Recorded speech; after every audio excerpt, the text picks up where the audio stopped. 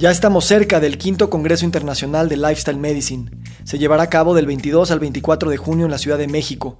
Habrán talleres, conferencias, paneles y muchos rituales de comunidad para seguir conectando y seguir pensando en cómo podemos cambiar los paradigmas en la salud. Te invito a que veas más información en congresoamed.org. La medicina es la más artística de las ciencias y la más científica de las artes.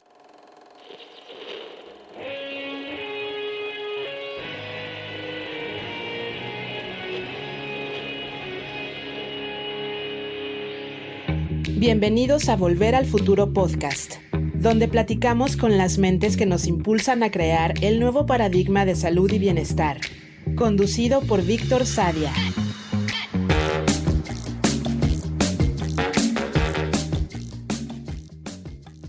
El doctor Luis Felipe Espinosa es médico por la UNAM, con formación en 5 leyes biológicas, medicina mente-cuerpo, terapia breve estratégica, hipnosis ericksoniana y constelaciones familiares sistémicas. Combina práctica clínica con una labor activa de divulgación y enseñanza en América Latina y Europa. Es autor del libro Guía Psique, Cerebro, Órgano, una síntesis del legado de las 5 leyes biológicas para el mundo hispanoparlante. ¿Qué pasaría si la enfermedad no fuera un error, sino una forma de adaptación? ¿Y si el cuerpo no hablara en síntomas, sino en símbolos?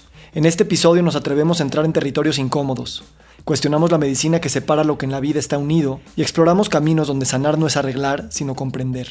Hablamos de cuerpos que cargan historias, de emociones que se imprimen en tejidos y de médicos que se atreven a dudar. Esta es una conversación sobre el arte de escuchar lo que duele sin necesidad de nombrarlo todo y sobre la urgencia de crear otras formas de mirar la salud desde ópticas más complejas y menos reductivas. Muy buenos días, muy buenas tardes, muy buenas noches. Hoy nos acompaña el doctor Luis Felipe Espinosa. Luis Felipe, gracias por estar aquí. Muchas gracias, Víctor. Encantado. Un placer. Tenía muchas ganas de tenerte en este podcast desde hace, no sé, decenas de episodios y hoy con certeza de que donde tiene que ser es. Así es que gracias. Y quisiera empezar preguntándote un poquito sobre tu infancia, tu primera infancia. ¿Quién eres el Luis Felipe? Pues no sé, en sus primeros 3, 4 años de vida. Ya. Bueno, pues gracias, Víctor.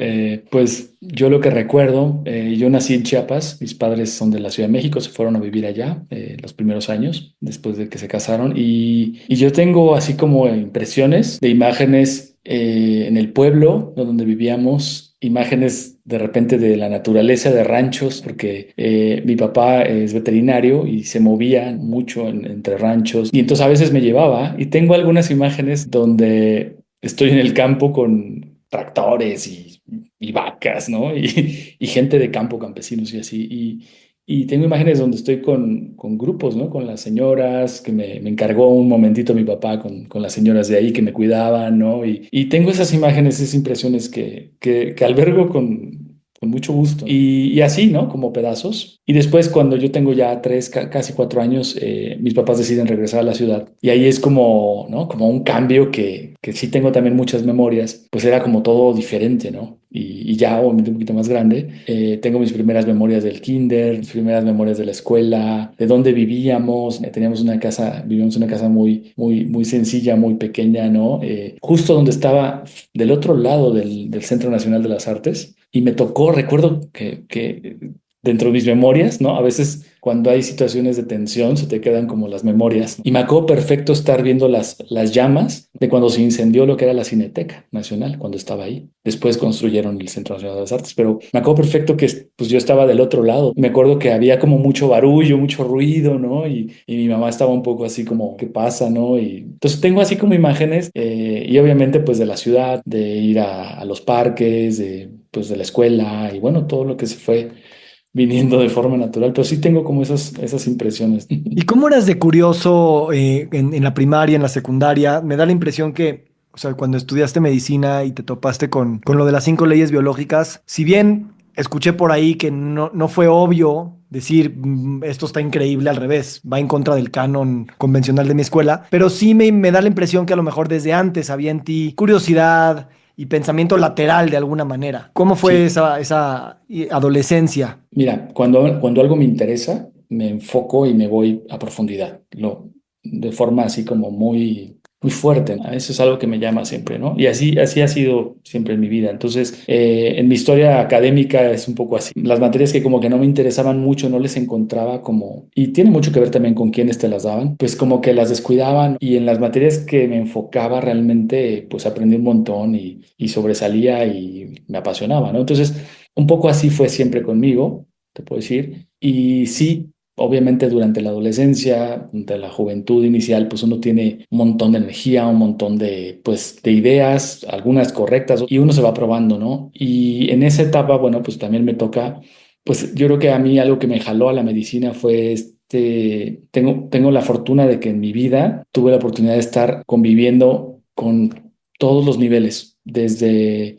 niveles muy sencillos, algunas veces condiciones muy difíciles o pobres o fuertes, hasta convivir con gente que estaba en otros niveles, ¿no? Tanto económicos como sociales, políticos. Entonces, esa escala, ¿no? De grises y transitar durante pues, mi vida de joven todos esos mundos, como que a mí me dio muchísima conexión con lo social. Y yo estaba entre tres carreras, curiosamente, ¿no? Mi padre es veterinario, mi madre es psicóloga, y yo estaba entre, me encanta la psicología, me gustan los animales, la vida de campo, y curiosamente, ahora el modelo de las 5 leyes, si tú metes la psicología y la veterinaria juntas, pues es como el lugar ideal, ¿no? Entonces, al final opté por medicina, y a mí lo que me atrajo es justo la parte social, ¿no? La parte de ese como compromiso que tienes y ese como impulso, ¿no? Pues, de poner tu parte de ayudar, ¿no? A los demás. Y ahí tengo un encontronazo, sin duda, con el modelo, porque yo estudio en la UNAM, en la Facultad de Medicina, y previamente había hecho un año, ¿no? Porque me cambié de escuela. Había entrado a la UNAM, pero había empezado con los sistemas modulares de la FES Zaragoza, que son un plan de estudios completamente diferente. Me parece que es superior. Después, cuando me cambio a Facultad de Medicina en CEU, digo, tenía cosas muy buenas el otro programa, porque desde el primer año tenías contacto con la gente, con tus tutores y en consulta externa y en áreas muy necesitadas de ayuda. Entonces, eso te da una riqueza de experiencia y pues, de verdad, ¿no? De ver la necesidad en esos niveles, ¿no? De salud, que es muy amplia, y la complejidad de lo que implica lo social, que también te limita un montón. Entonces, eso yo lo tengo muy fresco ahí. Y cuando entro a la facultad, acá en CEU, pues es un plan de estudios distinto, pero la UNAM algo que tiene bellísimo es que, todavía creo, es que es una muestra del país, tal cual. Es muy representativa. Entonces, te da un juego en muchos sentidos que es invaluable. Y ya desde ahí traía yo esa vena un poco, antes de conocerlo de Hammer, yo traía ya una vena un poco como de ver por la salud pública, sería más fácil con una sola firma y la autorización de un buen programa, prevenir un montón de cosas, ¿no? En lugar de ir a pagar los costos en el último, ¿no? En el último peldaño. Entonces, yo con esas inquietudes y también un poco impulsado pues por la literatura que leí en aquel tiempo. Me gustaba mucho la filosofía, ¿no? La psicología, y pues me acerqué a autores como Wilhelm Reich, como Eric Fromm, ¿no? Entonces, como que eso me enriqueció mucho. Y cuando me encuentro en el modelo de Hammer, pues es como que en un sentido muy desafiante ¿será? Pero en otro creo que esto hace mucho sentido. No, no se puede desechar tan fácil. Sí, Sí. exactamente. Y bueno, es como que, digamos que la semilla de lo que dejó en mí, lo que imprimió en mí mi primer contacto con las 5 leyes biológicas, con los descubrimientos del Dr. Hammer, tocó tierra muy fértil Ujú. en las condiciones en las que yo me encontraba. Y a mí me tocó esa huelga del 2000 en la UNAM, el 99-2000, donde lamentablemente muchos compañeros míos, son generaciones muy grandes, 800 personas, y se sabe, hay un promedio, cada año deserta un cierto porcentaje obligatorio, ¿no? Y a mí me tocó ver que muchos compañeros que desertaron eran grandes personas, con cualidades muy buenas para la medicina, y que se desencantaron en el primer año. Y se fueron a hacer arte, se fueron a hacer antropología, historia, filosofía, otras más de humanidades, traían mucho esa afinidad de humanidades y se desencantaron, tenían un compromiso social y se desencantaron un montón de la mecanicidad y de la frialdad que nos estaban, como yo digo, como lecho de Procausto, ¿no? Empezando a meter ahí, ¿no? En ese molde, ¿no? Uf, muy, muy rico todo esto. Subrayar algunas cosas, ¿no? Primero decías que las materias que te gustaban también dependían mucho de quién te las daba, ¿no? Quién era el maestro o maestra. Y eso, qué importante de verlo, ¿no? La otra cosa que decías es la importancia de empezar a ver pacientes y personas desde el principio, porque si no te metes mucho en la teoría y en cómo debe ser el mundo y luego quieres aplicar el cómo debe de ser a cómo es. En economía, yo estudié economía, había una frase que decía, o sea, de un economista que pues hacen modelos increíbles para poder predecir el comportamiento humano macroeconómico y decía, si el mundo no es como el modelo, pues muy mal para el mundo, ¿no? Entonces luego también pasa eso, que pues en los libros y mismo hasta en los laboratorios de biología que están abstraídos de la realidad pues contaminada y multiespecie, pues también estudias las cosas en aislamiento, que eso no es el mundo, ¿no? Y Así por es. último, me gusta como dices, o sea, tenía la perspectiva psicológica, la perspectiva veterinaria, el interés humanístico. Y que claro que la medicina tenía que de alguna manera rebotar para ti estas disciplinas y ópticas del mundo porque son el mundo también, ¿no? Claro. Y eso es algo que también a veces en el sistema que traemos, como dices, no, no, yo ya me metí a ese campo como si ese te aislaría de los demás campos, cuando no, debería de ser un espejo, un prisma, un caleidoscopio pues, de todos entre todos, ¿no? Exactamente. Sí, y aquí creo que viene muy ad hoc una frase que yo le escuché a un maestro, ¿no? Y ya no recuerdo su apellido, era un maestro de cirugía que además daba historia y filosofía de la medicina y era una persona muy culta. A ver si me acuerdo ahora de su apellido, pero recuerdo que a él le escuché esta frase por primera vez y me marcó porque decía que la medicina es la más artística de las ciencias y la más científica de las artes. Y creo que Le sintetiza pegó, muy bien, sí. porque, claro, porque la figura del buen médico o la buena médica no es una persona meramente que sabe cuestiones técnicas, tiene que saberlas sin duda, pero hoy sabemos, sí, y sigue siendo vigente, que buscamos a la figura del médico, la médica, también por las cualidades humanas y ese espejo que dices, este juego y esta comprensión y de alguna manera esta guía, ¿no? Y este soporte que le puedes dar a la persona, no solo en el aspecto técnico, sino en el aspecto humano. Creo que en tu biografía de tu página web leí, y aquí tengo una frase que pusiste, la racionalización de las causas de las enfermedades no es suficiente. Y eso aplica para cualquier tipo de racionalización, sea muy bioquímica, o sea más cinco leyes, o sea somática, como sea. Y eso me encanta, porque no es nada más conocer, es ir un poco más a fondo no nada más es describir, ¿no? Hay que ir más allá de describir o racionalizar las cosas para poder practicar y ejercer un cambio, una transformación, un apoyo, un acompañamiento. Entonces, eso me llama mucho la atención porque te veo como una persona que escribió un libro de 700 páginas con mucha racionalización, digo, desde una óptica obviamente muy nueva y disruptiva, y al mismo tiempo, ahí no está el arte de curar, ahí no está el arte ok, ¿y ahora cómo me acompaño a alguien más a través de este conocimiento? Y eso me Claro. encanta de ti, porque tú dijiste conocer bien no significa poderlas practicar las herramientas, y entonces te fuiste a ampliar, ya no nada más prácticas de conocer causas, sino, pues no sé, medicina mente-cuerpo, terapia breve estratégica, hipnosis, constelaciones. Y eso también es no nada más necesario, sino a veces un poco contracorriente. Entonces, ¿cómo te fuiste tú creyendo que haciéndote tu propio currículum, pues del Sí. otro lado iba a haber un doctor integral para poder acompañar integralmente? No era obvio. No, y me ayudó un montón. Tuve maestros extraordinarios, ¿no? Creo que todos tenemos en nuestras historias maestros y maestras que te marcan, ¿no? Que te aportaron en el momento preciso algo.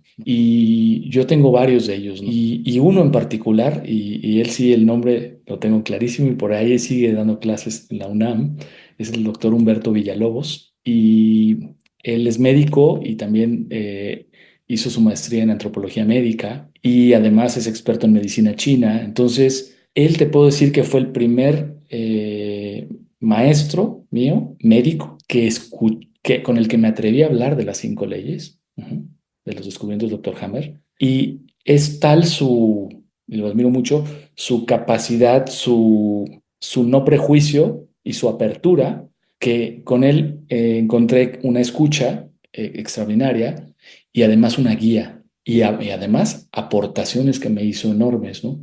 Como dice por ahí un dicho que le escuché a otro amigo maestro, que es que un profesor nunca sabe la influencia de la que es capaz lograr, ¿no? Con los alumnos y hasta dónde va a llegar su legado. Y yo diría esto de varios maestros míos y particularmente el doctor Villalobos, porque una de las materias que tomé de elección libre con él y que me enriqueció un montón, ¿no? Justo se llamaba la materia de libre elección y era fantástica. Se llamaba El concepto de enfermedad, de locura y de muerte a través de la literatura universal. Era una joya porque leíamos novelas y obras clásicas, ¿no? Donde están súper bien representados aspectos universales y vigentes, ¿no? De los aspectos importantes en torno a la enfermedad, a la locura y la muerte, que son los temas de la medicina. Entonces, ahí tuvo un ejercicio, un aprendizaje enorme y recuerdo una vez que él nos dijo que la medicina actual, el modelo biomédico convencional actual, que es el fuerte, que los médicos cuando estudiamos este modelo perdimos un montón como individuos, como profesionales, cuando se nos retiró la capacidad de producir nuestros propios remedios para ayudar a los otros. O sea, hoy ya ni siquiera lo cuestionamos, ¿no? O sea, vas, prescribes y ve y cómprate este fármaco que yo ni, no, o sea, y confío en que está bien hecho y que la manufactura es buena y que el estudio clínico controlado y los ensayos, confío, ¿no? Y ya está. Y a veces funciona, pero el arte, que no es solo producir algo externo, sino la relación terapéutica y el efecto que eso tiene sobre pues la persona, el consultante, ya no les digo pacientes porque no los quiero sacar de esta posición que les Etiqueta. llamamos pasiva, ¿no? Sino que el consultante recibe este efecto y es donde uno puede, apoyado de otras herramientas, pero uno también se transforma en herramienta de estimulación para que el otro sane, para que el otro esté mejor. Y eso se lo agradezco muchísimo todavía, ¿no? Y siempre Wow. estaré con el doctor Vielos, porque nos lo hizo ver de muchas maneras y para mí eso me marcó. Y se me hace muy curioso que un médico te dé una clase de literatura universal, ¿no? Como que la ciencia quiere correr de la ficción, de la literatura, de la metáfora, de la interpretación De y la quiere ir a los subjetividad. hechos, exacto. Y al mismo tiempo, y eso creo que ahora sí se está pues conociendo desde el lugar científico, que la interpretación de la realidad crea la realidad, crea la biología, ¿no? Claro. Crea la sociedad. Y entonces, en ese momento era, pues qué curioso que haya tantos paralelismos. Ahora ya es muy claro que tu interpretación de la locura, de la muerte, de la enfermedad, pues tiene efectos fisiológicos medibles, al grado de que se pueden hasta pensar que ciertas causas de ciertos desbalances, pues viene de ficciones narrativas que la persona asume como verdad, como reales, ¿no? Porque Ujú. toda la vida es una realidad, no es de que ahí está la mentira y ahí está la verdad. Toda la vida es una construcción también lingüística Exacto. y no nos gusta decirlo, no nos gusta aceptarlo, pero es bien difícil negarlo también. Y por Ujú. eso se me hace fascinante cómo ahora sí creo que en las siguientes décadas, wow, con toda esta revolución también de la inteligencia artificial, vamos a poder meter más variables para ver cómo todo el tiempo había muchísimas variables y no se puede solamente rastrear a una sola causa, ¿no? Claro, y eso yo pienso que el contraste que estamos viviendo, así lo tomo de bote pronto, esto de la inteligencia artificial, el contraste que nos está permitiendo ver simultáneamente nos va a permitir revalorar mucho de lo que dábamos por sentado. Y creo que eso es valiosísimo, especialmente para las profesiones de salud, ¿Qué tienes en mente? Dame un ejemplo que se va a revalorar. porque ¿qué se va a revalorar? Te voy a hacer, y quizá esto no le caiga muy bien escuchar a algunos colegas, pero bueno, es lo que yo pienso, ¿no? Hoy, así como funciona la IA y por el tipo de modelo médico que utilizamos, que es altamente mecanicista, probabilístico, basado en protocolos y consensos de expertos, una buena inteligencia artificial programada con esta nos puede sustituir, excepto en una cuestión quirúrgica o técnica así, pero a nivel de acompañamiento terapéutico y de decidir protocolos y tomar decisiones, nos puede sustituir en 3 segundos, ¿eh? En 3 segundos. Y chao a la medicina de salón que se hace, ¿no? Nada más quedarían se sostendría en las urgencias así, ¿no? Donde hay que improvisar y donde todavía la IA no tiene la posibilidad de hacer eso, ¿no? Es fuertísimo ver esto, pero ¿qué no puede sustituir todavía? Si nos ponemos en una cámara de Gesell y no se entera, la persona incluso la IA nos podría sustituir porque ya hoy se sabe que ya es difícil identificar cuál es el humano y cuál es la computadora, pero la presencia que además conjunta el conocimiento y algo que también viene con el tiempo y con los años, y aunque a mí me cuesta trabajo decirlo, porque yo me considero no tan grande, y esto yo normalmente lo escucho de gente más grande, con más años, más horas de vuelo, pero es cierto que con los años se llega a algo de sabiduría. Ujú. Y eso también lo pones ahí al servicio de la persona. Sí, sí, sí, y también lo que sana es el vínculo, lo que sana también es el cariño, la empatía, la mirada, el abrazo de una persona que tú confías y que a veces, aunque no tengas ni conocimiento ni sabiduría, pero sí tienes Instinto. presencia, Instinto. exacto, es instinto, entonces caminas al lado de esa otra hormiga y se sanan mutuamente, ¿no? Así.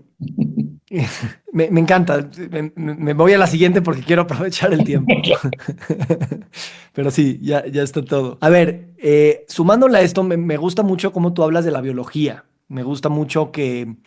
a mí me fascina el tema de la biología evolutiva. O sea, cuando empiezas a ver las cosas desde el lente evolutivo, ¿no? De que por qué los pájaros, como decía Darwin, tienen picos largos y por qué los pájaros tienen picos cortos, según el ecosistema en el que están, ¿no?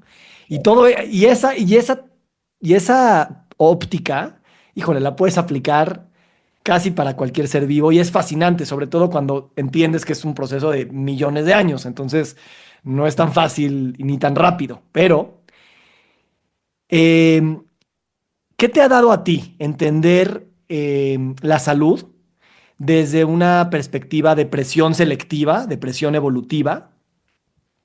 Y también a veces yo caigo en esta cuenta de que puede ser también peligroso tratar de leer todo a los ojos de la evolución, porque tampoco sabemos exactamente cómo es y lo usamos como, es que evolutivamente evolucionamos para, yo qué sé, gritarle a la gente. Entonces, si le grito a mis hijos, pues no está mal, por así decirlo, ¿no?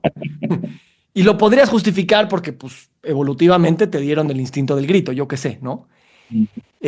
No quiero dar un ejemplo absurdo, pero esa conexión de qué increíble es ver el mundo desde la biología evolutiva, pero también qué límites puede llegar a tener. Muy bien, qué bueno que lo mencionas, porque finalmente, ¿a mí qué me dio verlo desde esa óptica? Bueno, esencialmente me dio para comprender los recursos con los que contamos y ver las limitantes que tenemos desde lo cultural, no desde lo biológico. Y aprender que así como hay una inteligencia biológica entendida como una adaptabilidad que depende no solo de ser el más fuerte, ¿no? Sino de la simbiosis, ¿no? De la cooperación, del aprendizaje común en redes, complejidad, pero simultáneamente ver que hay una inteligencia cultural que si bien tiene una base biológica, en algunos puntos, sin duda, diverge de lo que en biología hace sentido adaptativo. Y creo que por eso estamos donde estamos hoy en la civilización humana, con ventajas y desventajas, con errores y aciertos. O sea, y estamos en un experimento y estamos luchando por ir más rápido o sea, hoy creo que la conciencia colectiva está agarrando la onda de que tenemos que hacer cambios rápidos porque empezamos a dar cuenta de muchos errores que cometimos en este experimento y rezamos, por decirlo metafóricamente, porque nos dé tiempo de corregirlo y que no haya tanto caos y que no haya tanto sufrimiento. Pero creo que eso es un ejemplo de que la inteligencia biológica y la cultural son como el minotauro, ¿no? Eh, están ahí, ¿no? Las dos. ¿Y quién comandan? Es como... Y entiendo la biología, cuando dices la biología, como como el objeto de estudio de la ciencia biológica. O sea, Ujú. la biología en sí, cosa que no terminamos de entender, que la biología como ciencia biológica, a ver, o sea, la cultura podríamos también incorporar dentro de este contexto del Minotauro la Ujú. ciencia biológica. Claro, porque es un producto. Y claro, y que la biología en sí, pues pues tiene sus reyes, sus reglas, sus normas, pero tenemos algo de conocimiento cultural y algo de conocimiento de ciencia biológica, pero sigue Sí, habiendo una biología ahí que nos sobrepasa de alguna manera. sí, un montón. Ujú. Entonces, justo es eso, ¿no? ¿Cómo, en qué nos conviene usar lo evolutivo para estar mejor? Y en dónde observamos que quizá no nos convenga desde el punto de vista humano, pero es lo que es y no sabemos qué vamos a hacer con eso. Entonces, desde ese lugar también es que pueden surgir un montón de enfoques, de pensamiento, de cómo encuadrar el problema, el tema. Y bueno, dilemas éticos, no te cuento un montón, ¿no? Claro, dilemas éticos y primero dilemas de cómo nombrar las cosas, o sea, semánticos, porque también la cultura y la biología, como están íntimamente ligadas, tampoco las puedes separar y definir por separado. Ujú. Entonces, la definición ya transforma a lo definido. Claro. Hoy justo me encontré por ahí porque estoy ahora en cambio de casa y estoy moviendo muchos de mis libros y un librito que me encantó leer hace mucho y ahora lo estaba como retomando es un librito chiquitito de Humberto Maturana justamente que es comunicación, se llama Comunicación y no, Emociones, Comunicación y Lenguaje en Política y Educación. Recuerdo, creo que es un librito de unas conferencias que él dio hace en los ochentas, ¿no? Y que lo que tiene ahí está súper actualizado, los dilemas que plantean. Y él como biólogo y como médico, ¿no? Y como un tipo que pues era un neurocientífico de primera y epistemólogo y todo eso, pues tenía una comprensión muy, muy amplia. Y cuando pone el punto en que justo lo que hablamos hace un rato, ¿no? Lo racional y lo emocional, ¿no? El dilema de siempre. Y esas definiciones que hacemos, como dices, ya modifican. Entonces, seguimos sin comprender en la gran mayoría aspectos básicos que fueron planteados hace mucho tiempo, que son súper válidos y que siguen sin llegar a transformar la realidad. Y creo que llevamos un rezago enorme en tanto a que lo ya probado por la ciencia, lo ya verificado, lo ya socialmente legítimo y validado y aceptado, todavía no llega a la mayoría. Y eso es, y él marca esa injusticia social. No deja de tener esta conciencia social médica, y más que venía de Chile y le tocó la dictadura y toda esa cosa. Entonces, él no dejaba de ver ese aspecto de injusticia y de desigualdad que obedece a muchas otras cosas, pero al final es, no necesita, mira, yo una vez pasé, espero que nadie se ofenda en el auditorio, ¿no? Pasando hace años por Periférico, allá por la zona de hospitales y todo, de repente pusieron un edificio así gigante que ahí siguen, de investigación biogenómica y no sé qué tanta cosa, un instituto así gigante donde pues obviamente se sostiene con los impuestos, es enorme, ¿no? Y está bien, ¿no? O sea, no. Pero yo digo, así, en la realidad de este país, sinceramente, sería más útil un hospital de maternidad y de urgencias. O sea, está bien que nos queramos poner en el primer mundo, en la investigación, en la punta, y qué bueno que haya estos espacios, está bien, no quiero excluir a nadie, pero también es cierto que estamos fallando, y esto pasa en todo el mundo, estamos fallando en que lo que ya está demostrado, no está llegando a beneficiar a la gente, y que seguimos pensando, no, vamos a seguir avanzando en investigar hasta cómo funciona un átomo y vamos a, y dices, ok, está bien, pero creo que hemos abusado Sí, de esa parte y nos hemos desconectado un montón de lo que sí, sí. Sí, muy sí, sencillo. la Claro, fascinación, porque es fascinante, o sea, ver es fascinante. pero entiendo, y yo resuena esto mucho conmigo, no sé si sabes, pero soy uno de los fundadores de la Asociación Mexicana de Medicina de Estilo de Vida, que habla de nutrición, sueño, relaciones interpersonales, estrés, como las causas más importantes de la salud y enfermedad. Claro, Ya, o sea, no se necesita tener una máquina de 17 millones de dólares, güey, cómete una manzana, ¿no? claro. Exacto. Sí, Y sí. la verdad es que sí, o sea, sí creo que también en esta sobremedicalización de la salud y la enfermedad y con esta tendencia industrial y tecnológica que produce mucha fascinación porque nos tiene hablando ahora en tiempo real a kilómetros, miles de kilómetros de distancia, Claro. como si esa fuera la única salida para todos los problemas, cuando las soluciones ya las conocemos y no están después de 20 años de estudiar en la universidad o pagando millones de dólares. No que no lo hagamos, como dices. pero esa velocidad, ¿sabes? Me acuerdo de los futuristas en las vanguardias Ujú. artísticas, además no nada más se ha vuelto, o sea, que no está trayendo soluciones, sino también es causa de enfermedad, es Sí, causa de más prisa, más necesidad, más escasez, más a lo que sigue, y entonces, ¿cuándo me puedo sentir completo, presente, y no escindido en el tiempo y el espacio? claro. Sí, le agrega una sobrecomplejidad a lo que ya era complejo, ¿no? Que nos pone ya en una situación donde es muy, muy, muy fácil, pues creo que sentir como una desesperanza. O sea, estamos jugando con condiciones que fácilmente desesperanzan a muchos, porque vemos que como que no está mejorando la cosa. O sea, sí, obviamente hay mucha gente haciendo muchas cosas buenas, pero todavía no son la mayoría, lamentablemente, y no está llegando. Entonces, un poco desde ese lugar es que yo, igual que tú, ¿no? Me identifico un montón, me cuestiono esto y digo, a ver, vamos por lo sencillo, ¿no? Y creo que hoy una de las cosas buenas como catalizador, ¿no? Entendido como catalizador, como crítico, como crisis, que está dejando esta complejidad y esta vorágine, es que nos está empezando a obligar a ver las cosas importantes y simples y valorarlas de nuevo. Y creo que eso está, Ojalá, y eso es muy ojalá. bueno. Eso es muy Ojalá, bueno. sí. Sí, sí. Me estoy acordando de los placebos, ¿no? Mm. La pastilla blanca es menos efectiva que la que tiene blanco y rojo, que la que tiene bolitas, la inyección es el mejor placebo, ¿no? Y justo, en vez de irnos a lo complicado, a lo caro, en vez de juzgar al vino por su precio, Ujú. ¿sabes?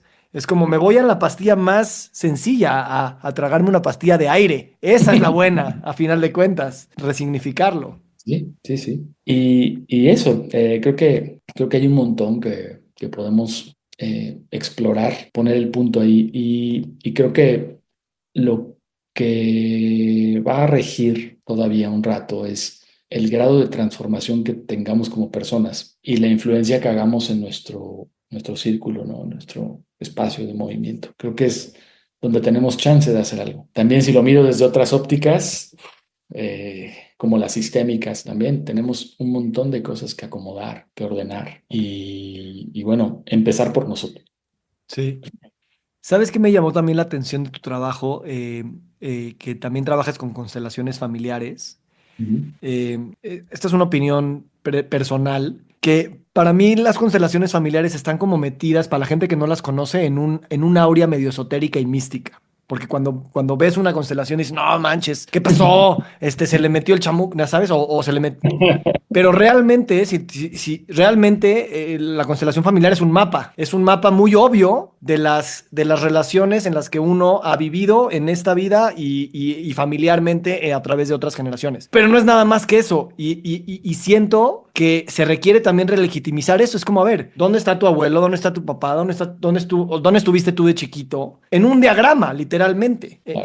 Entonces, ¿cómo fue para ti el descubrir esta metodología que no se conoce tanto y Ujú. que creo que tiene mucho por ofrecer? Ya. Bueno, pues fue un viaje porque yo escuché sobre Bert Hellinger y sus trabajos en el 2008 por primera vez, ¿no? De la mano de un gran amigo ahora, Alejandro Liza, que había ido a algunos talleres, ¿no? En Argentina.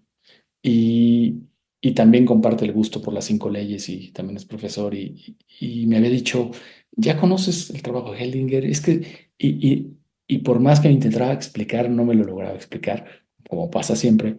Y me dijo, el día que vayas a un taller lo vas a entender. Y tuve la fortuna de que el primer taller de constelaciones al que fui con un constelador que es considerado hoy de los top, de mucha experiencia, que es Joan Garriga, y fue un taller pequeñito con un grupo de 35 personas, ¿no? En Puebla, que fue un evento en el 2018, 10 años después, voy a un taller de constelaciones con Joan Garriga, que hizo un taller extraordinario, ¿no? Y nos permitió ir como de lo básico, ¿no? Hacer algunos ejercicios que nos fueron como haciendo un warm-up, ¿no? Ahí, y de repente entrar al trabajo y ahí yo me fui de espaldas o sea, porque con un pie adentro y un pie afuera, ¿no? ¿No? De la experiencia, mirando desde el observador, médico, científico, ¿no? Lógico, ¿no? Y desde otro permitiéndome experimentarlo, ¿no? Y a mí me voló la cabeza, ¿no? Y dije, bueno, aquí hay algo que podemos decir un montón de cosas, ¿no? Pero aquí hay algo muy valioso. Y sobre todo cuando ves el efecto positivo, saludable, a veces fuerte, pero transformador que puede tener en la psicología de la persona y por tanto en su biología. Entonces, a mí me fascinó. Y ahí fue donde empezó, ¿no? Como este querer saber más, ¿no? Y ahí fue donde empiezo este viaje. Primero leyendo un montón, ¿no? Sobre Hellinger y empezando a ir a talleres, ¿no? Y me topé, tuve mucha suerte de asistir como te digo, ¿no? A mí me encanta ir a profundidad. Entonces me gustó poder decir, bueno, ¿quiénes son los que como que parece que son más serios, los que tienen más experiencia? Y me fui a buscarlos, ¿no? Y otro gran constelador que he seguido de cerca ya en los últimos años es Stefan Hausner, ¿no? Un constelador de Alemania, que hace un trabajo increíble, ¿no? Y él está muy conectado con la salud corporal física por la escuela de donde viene, de origen. Y él pues ha trascendido un montón a Bert Hellinger y ha innovado, pero hace un trabajo casi todos coincidimos lo que vemos su trabajo y lo seguimos, que es como un maestro zen sabio que es muy elegante, muy simple, muy sencillo, y muy preciso y muy delicado, ¿no? Hace un trabajo muy serio, ¿no? Y cuando ves ese tipo de trabajos, ¿no? Y otros consteladores que también trabajan así, ¿no? En esos niveles, te das cuenta de que es una herramienta potentísima para la transformación de las personas y de sus sistemas, ¿no? Y de su psicología y de su cuerpo. Entonces, vamos a decir que uno de los máximos que persigue cualquier facilitador de constelaciones es no estorbar al proceso y acompañarlo. Y eso se entrena y eso no es fácil. Es no poner lo mío y permitir que las cosas fluyan. Y eso habla de un grado de entrenamiento y de autotrabajo enorme. Entonces, cuando ves esos trabajos, obviamente entiendes que a la superficialidad, ya como se dice y como pues obviamente, sin duda hay gente que no lo hace muy bien, sin duda hay gente que lo mezcla incluso con otras cosas, pero cuando ves, yo diría, a gente en el estado del arte de lo que son las constelaciones familiares, te queda claro que es un trabajo serio, importante y que no sabemos todo y que hay que explorarlo más, ¿no? Pero como herramienta es tremendo, ¿no? Entonces, y más cuando ya, así como en la vida cotidiana, empezamos a ver casos de personas con enfermedades diagnosticadas, concretas, que han intentado el método convencional, que no les ha funcionado, que han intentado otras cosas y que haciendo un trabajo de estos, a veces es lo que se necesita para destrabar el proceso y que el cuerpo se restablezca.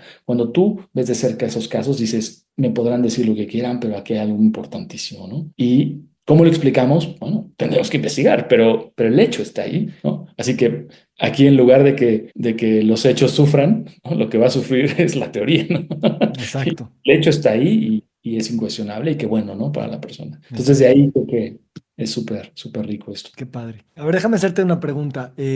¿Cómo eres en tres facetas? Cuando das una consulta, cuando llegas a un espacio clínico, cuando vas a dar una clase docente y cuando estás en casa. No, familia, hijos, como sea que llegues a tu hogar. ¿Cuáles son las cosas que se mantienen igual en esos tres y cuáles son las cosas que verías que sutilmente te comportas o te permite ser de manera diferente? Ya, buena pregunta. Entonces no te sabría decir porque no me observo tanto así en ese sentido, pero creo que con el tiempo lo que sí puedo decirte es que he ido observando que antes difería un montón en esos contextos. O sea, igual me adaptaba bien a cada uno, pero era muy diferente, ¿no? Y te puedo decir que con el tiempo y con los años me ha venido como más, algo más homogéneo, ¿no? Algo más sostenido, ¿no? En esos contextos, ¿no? O sea, como que ya no varía tanto, ¿no? Aunque sin duda hay contextos, ¿no? A veces muy particulares, por ejemplo, en la enseñanza, es donde más puedo de repente salirme, ¿no? En la transmisión de lo que hago, en nivel profesional, en educativo, es donde puedo darme como más fum, ¿no? Como salida y amplitud, porque a veces se requiere. En el contexto de la consulta, trato de ser muy flexible y responder a lo que la persona está necesitando, ¿no? En ese momento. Eso es el ejercicio. Y también en casa me permito, por supuesto, soltar todo. Y bueno, y ahí veo que hay cosas que permanecen todo el tiempo y cosas que no. Pero como que eso es lo que hoy día me mueve y me balancea, me equilibra, ¿no? Estar en Sí, esos. sí, yo justo también te iba a preguntar esto nada más en el contexto del espacio clínico, pero dije, mejor le damos un doble espejo. Y yo también me noto que en la casa es donde suelto, ¿no? Lo cual es increíble saber que puedes soltar cualquier identidad o responsabilidad por sostener un espacio tanto pedagógico como terapéutico. Ujú, Y al mismo tiempo, en mi caso, a veces también es como, bueno, hay cosas que está bien que las sueltes y te sientas en confianza. Estoy hablando de mí, ujú. mejor me hablo en primera persona. Está bien que lo suelto, pero también, no sé, en mi caso, ya me estoy dando terapia contigo, pero pues aquí es donde más también tienes que dar tu mejor cara, ¿sabes? Aunque se te permite descansar y no sostener, pues también aquí están tus hijos de por medio, mis hijos de por medio, ¿no? Entonces, se me hace curioso cómo, por un lado es un regalo dar en casa esa soltura y por otro lado también conlleva un grado de responsabilidad, de así como tienes muy bonitas caras en otros lugares, en tu casa también requieres esfuerzo y esa Sí. postura o compostura, ¿no? De hecho, así es, porque al final creo que todos estamos en la persecución de ser más congruentes y es un desafío enorme, ¿no?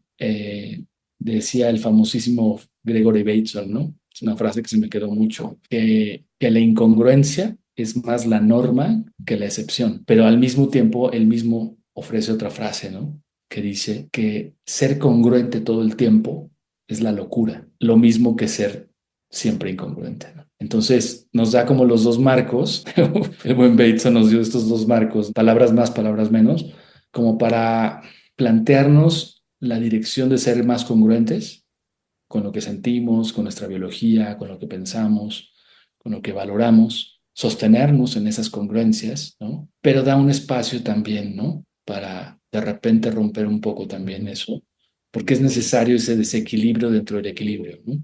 Es como lo que es ese desorden que permite el orden mayor, el equilibrio del orden mayor, y incluso esto es un término matemático y físico también, Ujú. ¿no? Y yo creo que si vamos a ser congruentes, o vamos a intentar ser lo más congruentes posibles, que sean las áreas más importantes de tu vida, ¿no?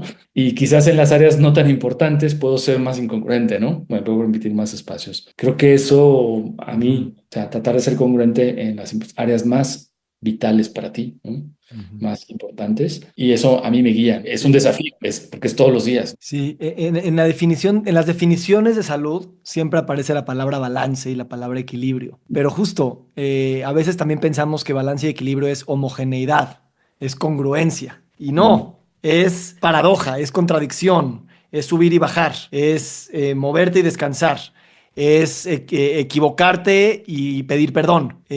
No como lo reparaste, sino necesariamente tenías que equivocarte, si no, no podría ser saludable. Claro, ¿No? claro. Y eso es algo que también culturalmente tiene ese rezago, por así decirlo. Es como a veces, tal vez, la agresividad de los animales, a lo mejor le dirías, híjole, qué violencia, debería ser todo. A ver, si no podría sacar eso, no podría después regresar a otro lugar, ¿no? No sé si es un buen ejemplo, pero Sí. qué potente esta lectura. Y que lo balanceado no es lo homogéneo. Yo a veces molesto en mis clases, ¿no? Pongo en las diapositivas, pongo fotos, ¿no? Y pones cosas para generar, ¿no? Cosas, ¿no? Un buen recurso. Y a veces me daba por poner la foto de una foto hermosísima, ¿no? De una leona, ¿no? Con su cachorro, ¿no? Así en un atardecer, así en la sabana. Una foto increíble, así preciosa, ¿no? Donde ves que el leoncito tierno y la leona así, la madre. Y entonces cuando le pones esa foto al público, las madres, ¿no? Y los padres como, ¿no? Y acto seguido pones una foto donde esa leona está cazando una cebra, ¿no? Y pues, y sientes Matando a otra madre. sientas tristeza por la cebra, pero dices, pero pues es así, si no, si ella no come y no hace esto, no puede sostener esto otro, ¿no? Entonces, eh, digo, es así, es lo que es, ¿no? Creo que aquí sí desde la visión sistémica decimos, ¿no? Se dice, ¿no? Que todo está incluido, todo pertenece, ¿no? Todo Ujú, existe simultáneamente, ¿no? ujú. Y, y es así, entonces pareciera que esta paradoja es la que sostiene el equilibrio del universo, paradójicamente. Entonces, sí, ahí hay mucho. Me encanta. Yo, cuando yo puedo caracterizarme como una persona más intelectual que le cuesta más sentir, ¿no? Y soy súper sensible y me aviento y me encanta sentir y creo que es lo que más me define como humano y a lo que más quiero vivir como humano, a las emociones. Pero soy primero intelectual, ¿no? Y justo cuando entro en estas discusiones, sé que en el lenguaje esto no está tan fácil sostener estos conceptos contradictorios, paradójicos, pero por alguna razón cuando los descanso en el cuerpo, a lo mejor en mi biología evolutiva, que paradójicamente está aquí después de millones de años, ahí sí, como que no veo, no se siente al menos una contradicción que me corte los cables, que en mi cabeza sí se cortan, y que yo siento que el cuerpo aguanta y no se incomoda con estas explicaciones a medias y energías en pelea. Ahí no sé, y ha sido bonito el somatizar el pensamiento complejo, porque no creo que haya otra manera. No creo que haya otra manera. No podríamos intentar llegar a esos niveles de abstracción, que se vale, si no estamos bien arraigados en esta biología y en este suelo, ¿no? Coincido, coincido. Y ahí al respecto creo que hay mucha sabiduría, ¿no? Hay literatura que nos lleva a ese lugar. Y yo pienso también que lo decimos mucho, ¿no? Al menos donde yo me muevo se habla mucho de pasarlo al cuerpo, ¿no? Decimos. ¿Cómo, cómo pasamos esas cosas al cuerpo? ¿Cómo transitamos la experiencia? O sea, tú puedes pensar y saber a dónde vas a llegar pensando, pero eso es una cosa y otra cosa es transitar ese camino trazado, ¿no? Entonces, creo que ahí está el tema, ¿no? Y con lo que se refiere a poder volver a poner en movimiento lo que queda bloqueado, que sostiene un proceso, enfermedad, requerimos eso, requerimos salirnos de aquí y conectar, pasarlo al cuerpo. Hay un filósofo por ahí que habla de la experiencia de la sensación sentida, ¿no? Que suena como redundante, ¿no? La sensación sentida. Y es permitirme entrar a este espacio, ¿no? De soltar la parte mental y transitar en la experiencia directa sensorial, el proceso. Y ahí está la clave para recuperar la salud. Claro, me encanta. Me encanta cerrar estas conversaciones como en el límite de lo que se puede decir y saber que el cuerpo continúa la conversación más grande, más, ¿sabes? Y antes eso me frustraba, obviamente, porque era como, güey, ¿cómo que no termino? ¿Cómo que no termino de explicar? ¿Cómo no termino de comprender? ¿Cómo no termino de leer todo lo que hay que leer? Y ahora eso se cambia como por, güey, no manches, está chingón sentirte ahí en una alberca cósmica, ¿no? Tal En un cual, tal. jacuzzi cósmico. Sí. Nos complejizamos, nuestra cabecita nos juega, ¿no? Y hay una frase de Bert Hellinger, ¿no? Que utilizamos y que algunos de sus alumnos se han encargado de seguirla poniendo por ahí porque es bien importante, ¿no? Y que es que eh, a veces la mente está un poco loca, ¿no? Los sentimientos son confusos, ¿no? Pero el cuerpo sabe. Sí, Y es potente, ¿no? Potente. me encanta. Hay una frase que ahorita me recordaste, que de hecho quiero que me des todas tus frases, porque ya me metiste unas 6, 7 frases así, ¡pum! Pero hay una de Nazaret Castellanos, la pues, Sí, sí. neurobióloga, que dice, el cuerpo sabe lo que la mente aún no se ha dado cuenta. Claro. Y luego tiene otra que dice, el cuerpo no nos dice a dónde ir, nos dice dónde estamos, que es más importante. Sí, son potentes, ¿no? Sí. Potentes. Esas son frases que primero están en el cuerpo y luego la mente le pone palabras. Exacto. Sí, y ahí hay un montón de cosas lindas, ¿no? Como en las 5 leyes biológicas hablamos mucho de que las palabras que utilizó el doctor Hammer para describir estos conflictos biológicos, como les llamó, ¿no? Son muy sensoriales, son muy descriptivas, ¿no? De algo análogo entre el mundo animal y el mundo humano, ¿no? Entonces, esa fue la genialidad, entre tantas, del doctor Hammer, ¿no? Sabiendo que se iba a transformar al ponerle palabras, ¿no? Lo que estaba tratando de transmitir, ¿no? Que es algo biológico puro, ¿no? Recurrió al recurso de yo digo, de hacer metáforas biológicas, ¿no? Eh, Deliberadamente uso ese término, ¿no? O sea, describe el proceso sensorialmente, ¿no? Con cosas bien concretas, bien simples, bien sencillas, que son universales. Y ahí está la genialidad de el vocabulario, ¿no? Que nos dio y que, bueno, ahora en lo que estamos platicando, pues es la clave, como soltar y conectar con ese instinto, ese animalito que portamos y que nos sostiene, ¿no? Mm, Sostiene esas ideas grandes y esa cabezota, ¿no? Que esa traen. cabezota. Oye, pues gracias por esta conversación, se me pasó rápido y ya quiero volverla a escuchar. Gracias por tu generosidad y pues no sé si quieras cerrar con algo, Luis Felipe. Pues sobre todo agradecerte, Víctor. También la pasé muy bien. Creo que fue una charla muy linda para los dos, muy enriquecedora y creo que estamos muy sintonizados. Te agradezco un montón crear este espacio, la invitación y bueno, pues yo cerraría diciendo a la gente que se escuche más, que nos escuchemos más esta parte, que entremos en contacto más con esto que es el presente, que es lo que el cuerpo nos pone ahí, como decías en esta frase de Nazaret. Ujú. Sí, eso siempre está ahí. Muy bien. Pues hermano Bar, gracias miles y pues sigue la danza. Claro que sí. Bueno, pues muchas gracias. Nos vemos pronto. Ya nos podremos conocer personal.